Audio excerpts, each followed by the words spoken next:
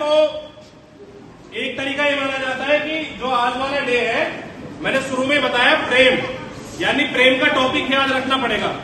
प्रेम का मतलब हुआ कि सबसे पहले आपको रेस्पेक्ट सीखनी पड़ेगी।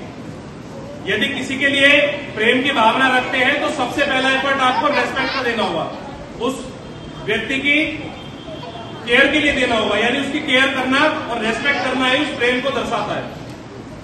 तो कान्हा जी का जन्मदिन है, उनके जन्मदिन के उपलक्ष्य में सारे कार्यक्रम रखे गए। सबसे पहले मैं चाहूंगा जिन टीचर्स ने, जितने भी हमारे टीचर्स इस तैयारी में लगे हुए थे, उन सभी के लिए एक बार जोरदार क्लैपिंग हो जाए।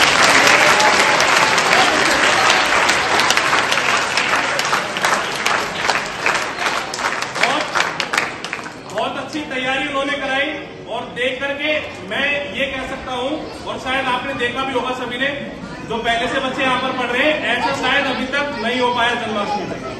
बहुत ही भव्य कार्यक्रम एक तरीके से रखा गया। होने तो आपके पेरेंट्स भी चाहिए थे, लेकिन एनुअल फंक्शन की तैयारी रखेंगे उसके लिए। और ये प्रोग्राम छोटे ना माने आप, जब बच्चे करते हैं यहाँ पर आकर के, उनको एक बार जब आप यहाँ पर पहुंचते हैं ना, तो उनके मन में क्या फीलिंग होती है, उनकी फीलिंग क्या होती है, उसको समझने की कोशिश करें। एक बार की बात है, कृष्ण जी ने अर्जुन जी से कहा कि मुझे पूजा करनी है, कुछ फूल ला के दीजिए। बहुत ध्यान से सुनना, अगर शांति निकेतन में बैठे हो तो बहुत ध्यान से सुनने की जरूरत है। ये संस्कारों को जितना बढ़ावा दिया जा सकता है उतना हम देके चल रहे हैं। जो जन्माष्टमी का त्योहार है, ये हमारे सांस्कृतिक कार्यक्रम जितने रखे गए, ये संस्कारों को दिखाने के लिए, हमारी संस्कृति क्या कहती है आज के बारे में, उनको दिखाने के लिए प्रोग्राम रखे गए सारे। कृष्ण जी ने एक बार अर्जुन जी से कहा कि मुझे पूजा करने के लिए कुछ फूल चाहिए। तो अर्जुन जी वन में पहुंचते, वहां पर हनुमान जी, श्री हनुमान जी वहां पर विराजमान थे उस वन के अंदर। कटीला वन उसको नाम दिया गया है। कटीले वन में वहां पर वो पहुंचते हैं और जाकर के जब अर्जुन जी ने फूल तोड़ना शुरू किए, अब फूल है तो आराम से तोड़ सकते हैं कहीं भी जाके, तो हनुमान जी वहां पर विराजमान थे। उन्होंने कहा कि भाई कैसे, क्या बात। तो अर्जुन जी ने कहा कि फूल तोड़ने, फूल कैसे तोड़ ले जाओगे, हम यहाँ पर विराजमान है, हमारी परमिशन तो चाहिए। अब परमिशन कहाँ ले लेंगे, फूल तोड़ने में कोई परमिशन थोड़ी चाहिए होती है। फूल तोड़ दिया उन्होंने। बोले किसके लिए लेके जा रहे हो, चोरी कर रहे हो। चोरी हुई ना, जब बिना परमिशन से फूल तोड़ रहे हैं तो चोरी कर रहे हैं। तो पूछा गया कि बिना परमिशन के जब आप तोड़ रहे हो तो किसके लिए लेके जा रहे हो। चलो पूजा के लिए लेके जा रहे हो, अच्छी बात है, बहुत अच्छे काम के लिए। आप गलत काम कर रहे हो, यानी पूजा तो बहुत अच्छा वर्क हुआ, और जो चोरी कहलाई वो फूल तोड़ने कहलाई। तो अच्छे काम को करने के लिए बुरा काम क्यों कर रहे हैं, हनुमान जी ने पूछा उनसे, अर्जुन जी से। तो जब पूछा तो उन्होंने रिप्लाई किया, कृष्ण जी के लिए मैं लेके जा रहा हूं। तो वो हंसे, हनुमान जी हंस के कहते चलो तोड़ दो, कोई बात नहीं। तो उन्होंने फूल लिए कुछ, तो उनको बुरा लगा अर्जुन जी को कि हंसे क्यों। उन्होंने कारण पूछा कि आप हंसे क्यों महाराज। तो उन्होंने बताया, उन्होंने तुम्हारे भगवान भी चोर है। उन्होंने बताया तुम्हारे भगवान भी चोर है। अब अर्जुन जी को बुरा लगा, सीधी सी बात है, बुरा लगेगा। जब उनको ध्याते हैं, उनकी पूजा करते हैं, तो एक उसको बुरा लगा अर्जुन जी को। उन्होंने कहा कि मेरे भगवान के बारे में ऐसे बोल रहे हैं। तो उन्होंने कटाक्ष करते हुए बोला हनुमान जी को कि तुम्हारे भी तो एक वो है देवता, तुम्हारे भी तो एक भगवान है जिनको तुम मानते हो। उन्होंने वानरों को लगा के और भालुओं को लगा के राम सेतु क्यों बनवाया। उन्होंने कटाक्ष करते हुए कहा कि जो राम सेतु बना वो वानरों ने और भालुओं ने क्यों बनाया। क्या उनमें इतनी क्षमता नहीं थी कि वो बाणों से पूरा एक पुल बना सकते थे, बाणों की रक्षा करके। तो दोनों में ऐसे व्यंग चलते रहे आपस में। तो चलते चलते आपस में ऐसी कंपटीशन हो जाता है कि भाई कौन शक्तिशाली। सुनना बहुत तरीके वाली एक कहानी बताना है, और ये रियलिटी है उस टाइम की। तो जब आपस में उनके व्यंग चलते रहे, तो हनुमान जी ने कहा भाई अर्जुन जी तुम बना दो, मेरे तो जो भगवान है उनको मैं ध्याता हूं, कोई बात नहीं, उनके अंदर इतनी क्षमता नहीं है। हनुमान जी का जो व्यक्तित्व है वो बहुत ही सरल स्वभाव। अगर उनसे सबसे पहले बात सीखी जाए तो सबसे सरल स्वभाव और प्रसन्न मन, हमेशा कभी भी गुस्से से रिप्लाई नहीं करना। हनुमान जी के यदि व्यक्तित्व से कोई बात हम सीख सके तो सबसे पहली बात है उनका प्रसन्न मन और उनका जो व्यक्तित्व है। तो जब बताया गया कि ऐसे ऐसे इस तरीके से जो तुम्हारे भगवान है वो इतने सक्षम नहीं है, तो हनुमान जी एकदम से भड़के नहीं, गुस्सा नहीं हुए अर्जुन जी की तरह। तो उन्होंने कहा कि हमारे भगवान में इतनी क्षमता नहीं है, आप बना के दिखाओ। बोले शर्त रहेगी फिर। हनुमान जी बोले शर्त रहेगी फिर। अगर पुल तुमने बना दिया, राम सेतु तुमने बना दिया पार करने के लिए, तो उस पे राम जी का एक वानर भी चढ़ गया तो वो बेकार हो जाएगा पुल। ये शर्त रहेगी और इस शर्त को स्वीकार करते हो तो आप उसको पुल बनाने के लिए तैयार हो जाओ। तो अर्जुन जी सक्षम थे उस चीज के लिए, बाणों की रक्षा करी, पुल बन गया पूरा। अब दोनों भगवानों का एक तरीके से देखा जाए तो दोनों का आपस में एक दूसरे ने निरादर किया। निरादर से मीन्स उन्होंने उसके लिए वहन किया, उन्होंने उसके लिए वहन किया। तो जब पुल बन चुका था तो हनुमान जी कहते हैं कि अब इस पे वानर आएगा, यानी राम जी की तरफ से एक वानर को यदि ये पुल झेल जाएगा, उसमें शर्त रखी गई। अर्जुन जी से कहा गया अगर ये पुल टूट जाता है, अगर ये पुल टूट गया तो उसकी क्या वो खामी भुगतनी पड़ेगी। तो उन्होंने कहा कि अगर ये पुल तोड़ देता है कोई भी तो मैं अग्नि में भस्म हो जाऊंगा। एक क्षत्रिय की जबान है कि मैं इस अग्नि में यहीं पर अपने आप को भस्म कर लूंगा। ये अर्जुन जी के शब्द रहे। तो ऐसे जब चलता रहा वो पुल बन गया। उसके बाद जब बारी आई तो हनुमान जी ने अपना विशाल रूप, बिल्कुल विशालकाय रूप अपना बनाया और पुल पे जाने लगे। एक पैर तो सीधा पाताल में, पुल बिल्कुल पाताल में पहुंच गया नीचे। अब देखा गया भाई पुल तो टूट गया, अर्जुन जी एकदम बस। अब वो अपनी लकड़ी वकड़ियों का इंतजाम करने लगे, भैया अब तो मरना पड़ेगा, है ना, क्योंकि क्षत्रिय की जवान थी। उस टाइम पे जवान की बहुत कीमत हुआ करती थी। प्राण जाए पर वचन ना जाए। प्राण चले जाए आदमी के एक बार, लेकिन वचन नहीं जाने चाहिए। क्षत्रिय की जवान थी तो बोला उन्होंने कि लकड़ी वकड़ी ढूंढने में लग गई। अब हनुमान जी ने देखा भाई ये तो, हनुमान जी चाहते ही नहीं थे कि इस तरीके से, क्योंकि हनुमान जी को पता था, हनुमान जी को यह पता था कि एक पैर रख के खत्म हो जाना है पुल, क्योंकि है इतने बलशाली वो। कहा जाता है कि ये जो युग चल रहा है फिलहाल, कलयुग जो चल रहा है, इसके जो सबसे पूजने वाले देवता है वो हनुमान जी है। अगर इस कलयुग में आपको कोई बचा सकता है तो केवल हनुमान जी।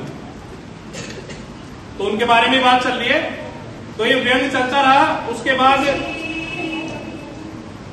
जब हनुमान जी ने सोचा कि भाई ये तो मरने के लिए बिल्कुल तैयार है, आग लगा ली, उसमें लकड़ी वकड़ी ढूंढ के अपना वहां पे बैठने की तैयारी थी।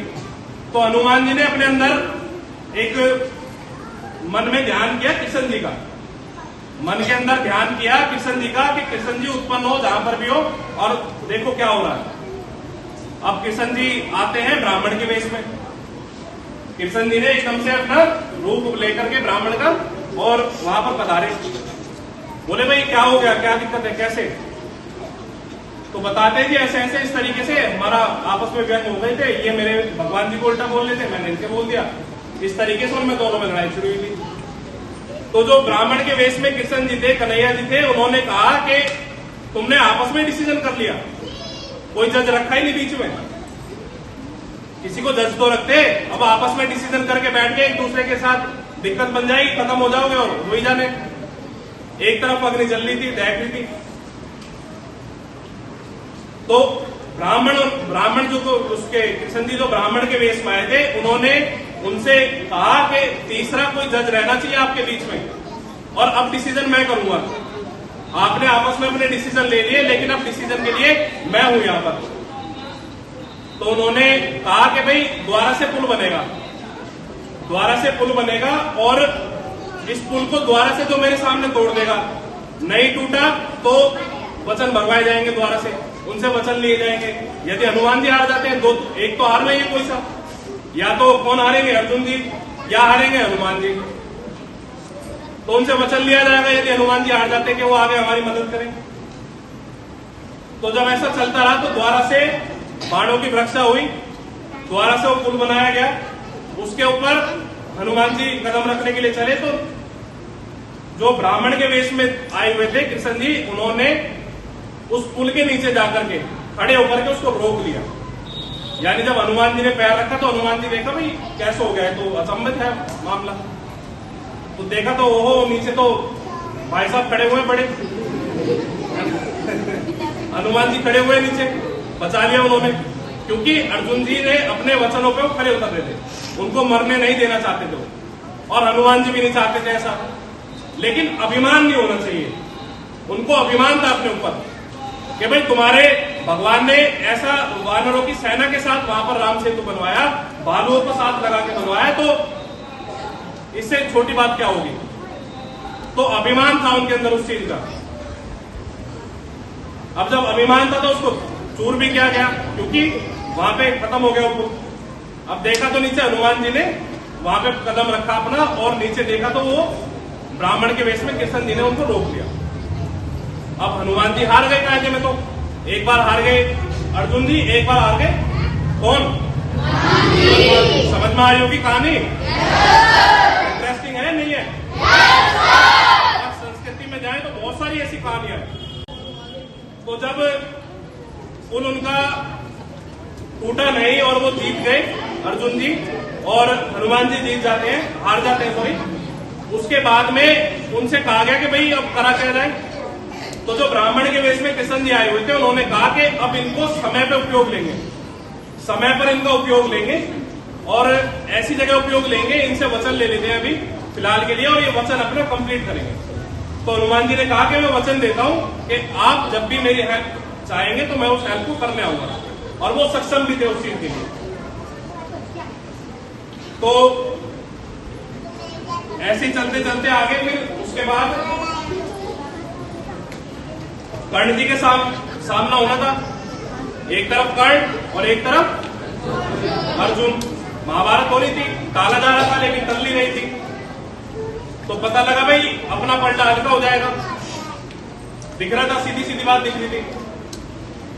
तो कृष्ण जी के पास गए अर्जुन जी, उन्होंने बोला कि जी ऐसे ऐसे बात है, टाला जा रहा है युद्ध को, लेकिन टल नहीं रही बात, बन नहीं रही। अब कृष्ण जी ने कहा कि ऐसे ऐसे हमने हनुमान जी से वचन लिया हुआ था, वो हमारी हेल्प करेंगे। अब पहुंचते हैं हनुमान जी के पास कि जी आपसे एक वचन मांगा हुआ था और आज हमें आपकी जरूरत है। हनुमान जी ने कहा बिल्कुल हेल्प करेंगे।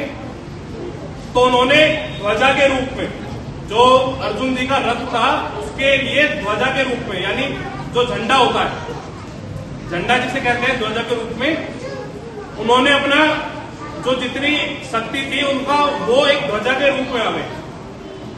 और जब युद्ध की तैयारी थी वहां पे महाभारत में, ऐसा बताया जाता है कि जब तैयारी चल रही थी तो उसके बाद में कृष्ण जी को बोला गया कि पलटा हल्का रहेगा अपना।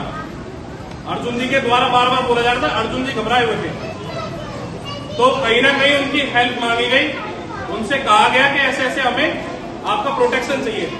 तो हनुमान जी ध्वजा के रूप में उनके रथ पे सवार रहे, सबसे ऊपर टॉप पे रहे। उनका जो ध्वजा के रूप में था, पता किसी को नहीं था उस चीज का।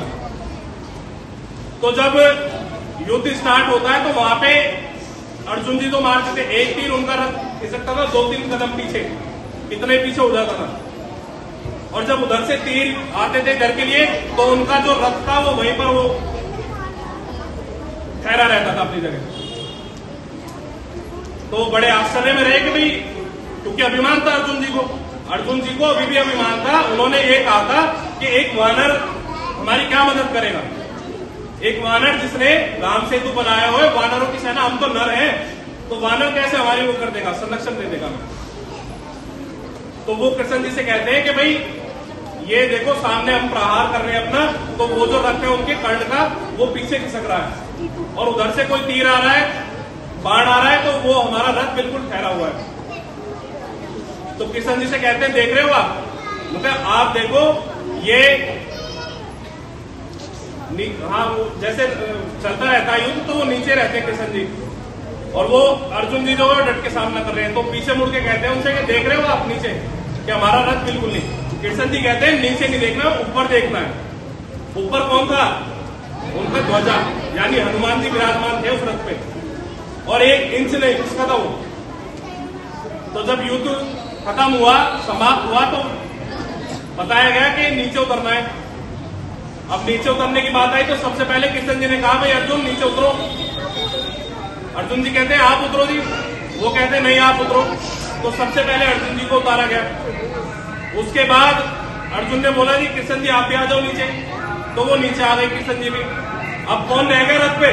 हनुमान जी रह गए। अब कृष्ण जी ने उन्हें धीरे से इशारा किया, क्योंकि उनको आपस में पता था, भगवान की लीला आपस में पता होती है सभी को। तो उन्हें धीरे से इशारा करा हनुमान जी को कि आप भी नीचे आ जाओ जी। उनके रथ को छोड़ते वो जो रथ था वो बिल्कुल समाप्त हो गया। यानी अब कौन था? उनका ध्वजा, यानी हनुमान जी विराजमान थे उस रथ पे, और 1 इंच नहीं उसका था वो। तो जब युद्ध खत्म हुआ, समाप्त हुआ, तो बताया गया कि नीचे उतरना है। अब नीचे उतरने की बात आई तो सबसे पहले कृष्ण जी ने कहा, भाई अर्जुन नीचे उतरो। अर्जुन जी कहते हैं आप उतरो जी, वो कहते हैं नहीं आप उतरो। तो सबसे पहले अर्जुन जी को उतारा गया। उसके बाद अर्जुन ने बोला जी कृष्ण जी आप भी आ जाओ नीचे, तो वो नीचे आ गए कृष्ण जी भी। अब कौन रह गया रथ पे? हनुमान जी रह गए। अब कृष्ण जी ने उन्हें धीरे से इशारा किया, क्योंकि उनको आपस में पता था, भगवान की लीला आपस में पता होती है सभी को। तो उन्हें धीरे से इशारा करा हनुमान जी को कि आप भी नीचे आ जाओ जी।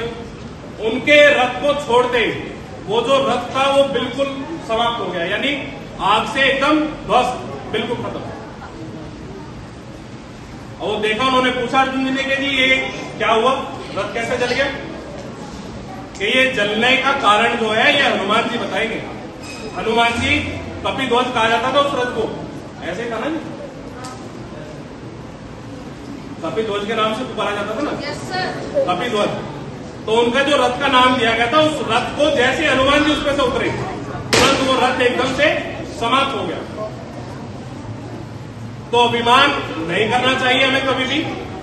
यही शिक्षा देती है हमारी संस्कृति। आज का दिन जो है हमारा, सभी के लिए प्रेम रखना पड़ेगा, सभी के लिए प्रेम की भावना रखनी पड़ेगी, रेस्पेक्ट देना पड़ेगा।